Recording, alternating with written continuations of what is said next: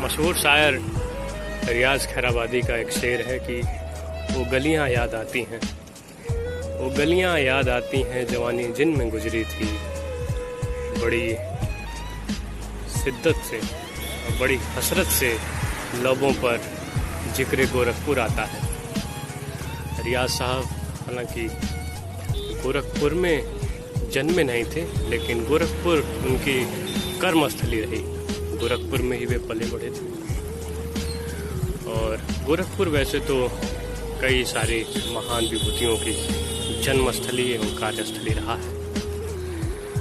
और यदि ऐतिहासिक आख्यान देखें, विवरण देखें तो ये कभी कौशल महाजनपद के क्षेत्र के अंतर्गत आता था, लेकिन वर्तमान में गोरखपुर पूर्वांचल का एक बड़ा ही महत्वपूर्ण शहर। और यूँ माना जाता है कि यदि कभी भविष्य में पूर्वांचल राज्य जो बनाने की मांग उठी है, यदि उसकी पूर्ति हुई तो गोरखपुर ही उस राज्य की राजधानी बनेगी। गोरखपुर हर मायने में यदि देखें तो समृद्ध है, प्रचुरता है यहाँ पर। यदि औद्योगिक क्षेत्र की बात करें तो गोरखपुर इंडस्ट्रियल डेवलपमेंट अथॉरिटी गिरिया के नाम से हमारे पास औद्योगिक क्षेत्र भी है।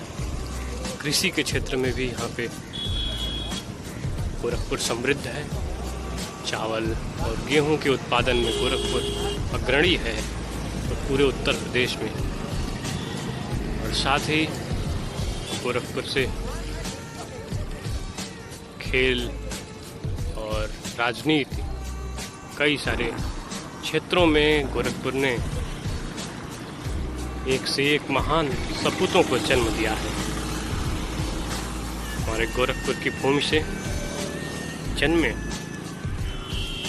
रघुपति सहाय और फिराक गोरखपुरी, जिन्हें गोरखपुर की पहचान उर्दू अदब की दुनिया में भी बहुत ज़्यादा गोरखपुर को पहचान दिया। और साथ ही प्रेमचंद जैसे महान नाटककार साहित्य के क्षेत्र में, ये जो साहित्य के समझ लीजिए पुरोधा लोग, ये लोग गोरखपुर ही इनका आशियाना बना है। ऐसे गोरखपुर से यदि आप हैं तो ये आपके लिए